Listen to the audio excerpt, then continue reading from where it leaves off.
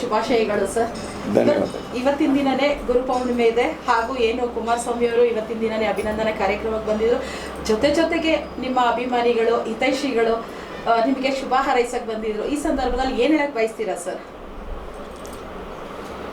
ನಮ್ಮ ಕರ್ನಾಟಕ ರಾಜ್ಯದಲ್ಲಿ ನಾವು ಎಲ್ಲ ಜನ್ಮ ಪಡೆದಂಥವ್ರು ರೈತರು. ನಮ್ಮ ಜಿಲ್ಲೆಯಲ್ಲಿ ಮುಖ್ಯವಾದಂಥ ರೈತರುಗಳು ಸುಖವಾಗಿದ್ದರೆ ನಾವೆಲ್ಲ ಸುಖವಾಗಿದ್ದಾಗ. ಮಳೆ ಬೆಳೆ ಒಂದು ಹಂತದಲ್ಲಿ ಆಗ್ತಾ ಇದೆ. ದೊಡ್ಡ ಮಟ್ಟದ ಮಳೆ ಇಲ್ಲ, ಆದರೆ ಹೊರಗಡೆಯಿಂದ ನಮಗೆ ಕನೆಕ್ಟಿವಿಟಿ ನೀರುಗಳು ಸಿಗ್ತಾ ಇದೆ. ನಮ್ಮ ರೈತರೆಲ್ಲ ಸುಖ ಸಂತೋಷದಿಂದ ಇರಬೇಕು. ಮಕ್ಕಳುಗಳಿಗೆ ಎಲ್ಲ ಒಳ್ಳೆಯ ಎಜುಕೇಷನ್ ಕೊಡಬೇಕು. ಯಾಕೆಂದರೆ ಈಗ ರೈತರ ಜೀವನನೇ ಮಾಡೋದಕ್ಕೆ ಕಷ್ಟ ಇದೆ. ಅದ್ರ ಜೊತೆಗೆ ಮಕ್ಕಳಿಗೆ ವಿದ್ಯಾಭ್ಯಾಸವನ್ನು ಕೊಟ್ಟು ಅವ್ರಿಗೇನಾದರೂ ಒಂದು ಮುಂದಿನ ದಾರಿಗಳು, ಯಾವುದು ಇಂಜಿನಿಯರ್ ಆಗ್ಬೋದು, ಡಾಕ್ಟರ್ ಆಗ್ಬೋದು, ಈ ಥರ ಇದನ್ನು ಕೊಡಬೇಕಾಗ್ತದೆ. ಹಿಂದಿದ್ದಷ್ಟು ಆಸ್ತಿನೂ ಇವಾಗ ಸದ್ಯಕ್ಕಿಲ್ಲ ಮೇಡಮ್. ಪಾಪ್ಯುಲೇಷನ್ ಹೆಚ್ಚಿರೋದ್ರಿಂದ ಲ್ಯಾಂಡ್ ಡಿವೈಡ್ ಆಗಿದೆ. ನಮ್ಮ ಇಡೀ ಜಿಲ್ಲೆಯಲ್ಲಿ ನಾನು ಸರ್ವೆ ಮಾಡಿಸಿದೆ. ನಾನು ಉಸ್ತುವಾರಿ ಸಚಿವನಾಗಿದ್ದಾಗ ಕೇವಲ 20 ಎಕರೆ ಇರೋರು ಒಂದು 25 ಜನ ಇದ್ದಾರೆ ಇಡೀ ಜಿಲ್ಲೆ. ಅದರಿಂದ ಮಕ್ಕಳುಗಳಿಗೆ ಎಜುಕೇಷನ್ ಕೊಡೋದು ತುಂಬ. ಆಮೇಲೆ ಇದ್ರ ಜೊತೆಗೆ ತಂದೆ ತಾಯಿಗಳನ್ನು ಚೆನ್ನಾಗಿ ನೋಡ್ಕೋಬೇಕು ಅಂತಲೂ ನಾನು ಮನವಿಯನ್ನು ಮಾಡ್ತಾ ಇದ್ದೇನೆ ಎಲ್ಲರೂ. ಸರ್, ಏನು ಮಂಡ್ಯ ಗೆದ್ದರೆ ಇಂಡಿಯಾ ಗೆದ್ದಂಗೆ ಅನ್ನೋದೇ ಒಂದು ಇದೆ ಈ ಭಾಗದ ಜನತೆನಲ್ಲಿ.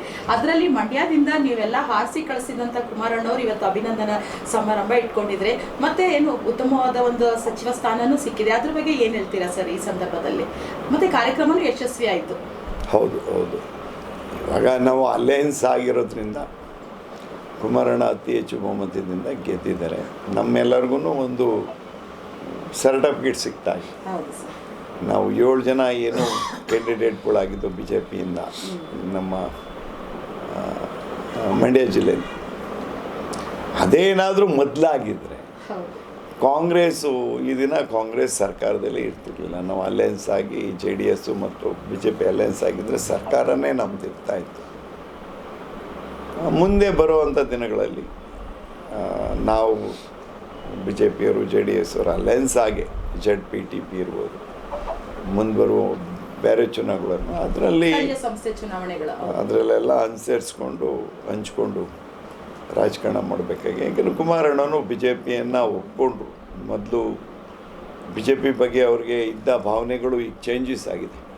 ತಾವೇ ನೋಡ್ತಾ ಇದ್ರಿ. ಅವ್ರಿಗೆ ಉತ್ತಮವಾದ ಅವರು ಯಾರು ಇಂಥ ದೊಡ್ಡ ಒಂದು ಇದು ಸಿಗ್ತದೆ ಅಂತಲೇ ಅವರು ಆಸೆಯನ್ನು ಇಟ್ಕೊಂಡಿರಲಿಲ್ಲ ಅಂತ ಕೆಲವು ಕಡೆ ಹೇಳಿದ್ದಾರೆ. ಅವ್ರಿಗೆ ಉತ್ತಮವಾದ ಒಂದು ಸ್ಥಾನವನ್ನು ಕೊಟ್ಟಿದ್ದಾರೆ. ನೆಕ್ಸ್ಟು ನಮ್ಮ JDS ಮತ್ತು BJP ಅಲಯನ್ಸ್ ಆಗಿ ಮುಂದೆ ಹೋಗುತ್ತೆ ಅಂತ ಹೇಳಲಿಕ್ಕೆ ಬಯಸ್ತಾ ಇದ್ದಾರೆ. ಸರ್, ಈಗ ಎಲ್ಲ ಒಂದು ಕಡೆ ಕಾಂಗ್ರೆಸ್ಸಿಂದ ಆಯ್ಕೆಯಾಗಿ ಬಂದಿರೋಂಥ ಶಾಸಕರ ಕಡೆ ಅವರು ಅನುದಾನಗಳು ಬರ್ತಾ ಇಲ್ಲ ಅಂತ ಅವರು ಏನು ಅವ್ರ ದುಃಖ ಹೇಳ್ಕೊಳಕ್ಕಾಗದೆ ಯಡಿಯೂರಪ್ಪ ಅವರು ಇದ್ದಂಥ ಸಂದರ್ಭದಲ್ಲಿ ಮತ್ತು BJP ಸರ್ಕಾರ ಇದ್ದಂಥ ಸಂದರ್ಭದಲ್ಲಿ ಅನುದಾನಗಳು ನಮಗೆ ಬರ್ತಾ ಇತ್ತು.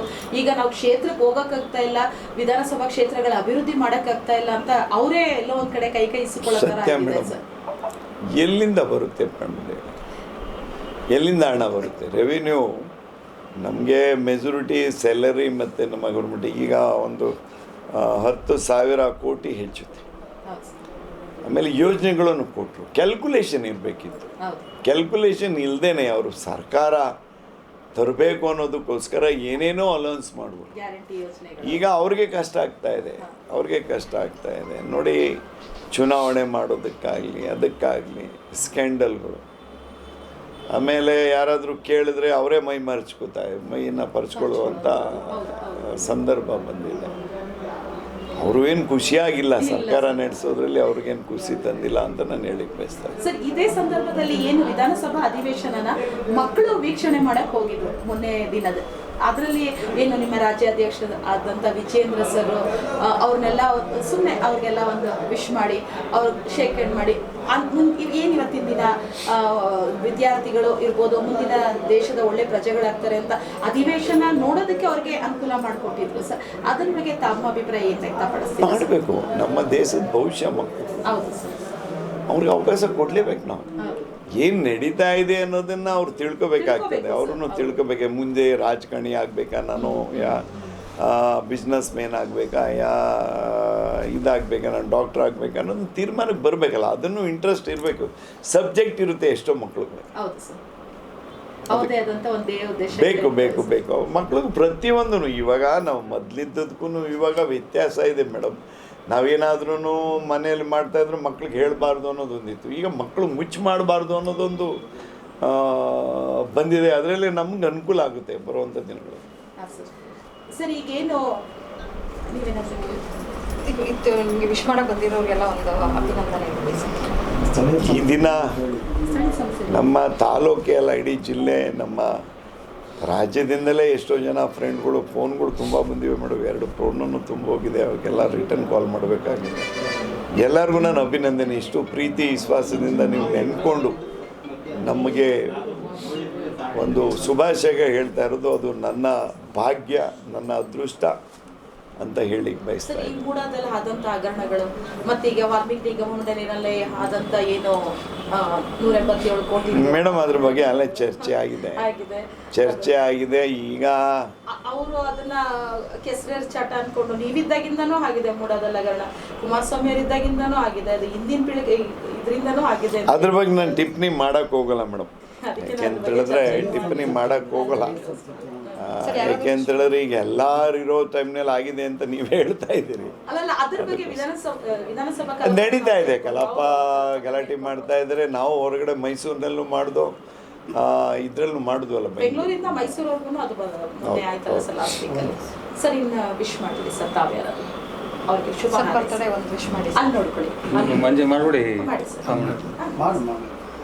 ನಮ್ಮ ಜಿಲ್ಲೆಯ ಉಸ್ತುವಾರಿ ಸಚಿವರಾಗಿ 5 ಖಾತೆಗಳ ಸಚಿವರಾಗಿ ಒಂದು ಉತ್ತಮ ಸೇವೆಯನ್ನು ಸಲ್ಲಿಸಿದಂಥ ನಾರಾಯಣಗೌಡರಿಗೆ ಹುಟ್ಟುಹಬ್ಬದ ಶುಭಾಶಯಗಳನ್ನು ಈ ಮೂಲಕ ಆಶಿಸ್ತೀನಿ.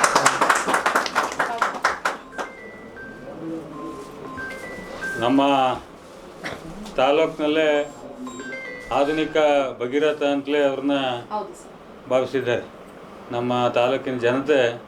ಯಾಕೆ ಅಂದರೆ ನಮ್ಮ ತಾಲೂಕಿಗೆ ಹೇಮಾವತಿಯಿಂದ ನೀರು ಹರಿದ್ರೂ ಕೂಡ ಸುಮಾರು 3 ಹೋಬಳಿ ಇರಿಗೇಷನಿಂದ ವಂಚಿತರಾಗಿದ್ದರು. ನಮಸ್ಕಾರ ಗುರುಗಳ.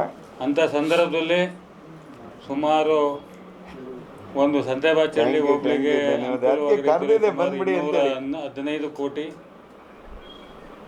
ಇದು ಬೂಕನಕೆರೆ ಮತ್ತು ಸೇಲನೆರೆ ಹೋಬಳಿಗೆ ಅನುಕೂಲವಾಗೋ ರೀತಿಯಲ್ಲಿ ಸುಮಾರು 265 ಕೋಟಿ ಅನುದಾನಗಳನ್ನು ತಂದು ಇವತ್ತೇನು ಇಡೀ ಕ್ಯಾರ್ಪೇಟೆ ಜನತೆನೇ ಅವ್ರಿಗೆ ಆಶೀರ್ವಾದ ಮಾಡ್ತಾ ಇದೆ. ಏನೋ 3 ಹೋಬಳಿಲಿ ನೀರಾವರಿ ಸೌಲಭ್ಯದಿಂದಲೇ ವಂಚಿತರಾಗಿ ಹೋಗ್ತಾ ಇದೀವಿ. ಇವತ್ತು ಎಲ್ಲ ಕೆರೆಗಳನ್ನು ತುಂಬಿಸುವಂತ ಇಡೀ ತಾಲೂಕಿನ ಜನತೆ ಪರವಾಗಿ, ನನ್ನ ವೈಯಕ್ತಿಕವಾಗಿ ಅವರಿಗೆ ಮಹಾಜನತೆ ಪರವಾಗಿ ನಾನು ಅವರಿಗೆ ಈ ಸಂದರ್ಭದಲ್ಲಿ ಅಭಿನಂದಿಸ್ತಾ ಅವ್ರಿಗೆ ಇನ್ನೂ ಹೆಚ್ಚು ಆರೋಗ್ಯ, ಐಶ್ವರ್ಯ ಎಲ್ಲವನ್ನು ಕೊಟ್ಟು ಆರೋಗ್ಯ ಅವ್ರಿಗೆ ಬೇಕು. ಯಾಕೆಂದರೆ ಮತ್ತೆ ಅವರು ಈ ತಾಲೂಕಿಗೆ ಸೇವೆ ಸಲ್ಲಿಸುವಂಥದ್ದು ಖಂಡಿತ ನೆರವೇರ್ತದೆ. ಯಾಕೆಂದರೆ ಜನರ ನಮ್ಮ ತಾಲೂಕಿನ ಅಪೇಕ್ಷೆ ಅವರಿಗೆ ಮತ್ತೆ ಅಧಿಕಾರ ಸಿಗುವಂಥದ್ದು ಆಸೆ ಪ್ರತಿಯೊಬ್ಬರಲ್ಲೂ ಇದೆ. ಯಾಕೆಂದರೆ ಸುಮಾರು 1800 ಕೋಟಿಗೂ ಅಧಿಕವಾದಂಥ ಹಣವನ್ನು ಈ ತಾಲೂಕಿಗೆ ಗ್ರ್ಯಾಂಟನ್ನು ತಂದು ಇವತ್ತು ಎಲ್ಲರೂ ನೋಡ್ತಾ ಇರ್ಬೋದು. ಈಗ ಅನ್ನಿಸ್ತಾ ಇದೆ ಜನಕ್ಕೆ, ನಾರಾಯಣಗೌಡರು ಇಷ್ಟೆಲ್ಲ ಅಭಿವೃದ್ಧಿ ಮಾಡಿದಾರಲ್ಲ ನಮ್ಮ ತಾಲೂಕಲ್ಲಿ ಅಂತ ಈಗ ಜನತೆಗೆ ಒಂದು ಎಚ್ಚೆತ್ಕೊಂಡಿದ್ದಾರೆ. ಏನೋ ಆಗಿರ್ಬೋದು, ಆದರೆ ಜನತೆಯ ಪ್ರೀತಿ ವಿಶ್ವಾಸ ನಾರಾಯಣಗೌಡರ ಮೇಲಿದೆ. ಇಡೀ ತಾಲೂಕಿನ ಜನತೆ ಅವ್ರ ಪರವಾಗಿದೆ, ಅವ್ರಿಗೆ ಆಶೀರ್ವಾದ ಇದೆ ಇಡೀ ಜನತೆ. ಅದರಲ್ಲಿ ಮತ್ತೊಮ್ಮೆ ಅವ್ರಿಗೆ ಈ ಒಂದು ಸಂದರ್ಭದಲ್ಲಿ ಅವ್ರಿಗೆ ಈ ಒಂದು ಹುಟ್ಟಿದಬ್ಬ ಸಂದರ್ಭದಲ್ಲಿ ಅವ್ರಿಗೆ ಭಗವಂತ ಇನ್ನು ಹೆಚ್ಚು ಆರೋಗ್ಯ, ಐಶ್ವರ್ಯ, ಆಯಸ್ಸನ್ನು ಕೊಡಲಿ ಅಂತ ಈ ಮೂಲಕ ಅವ್ರನ್ನ ಪ್ರಾರ್ಥಿಸ್ತೀನಿ.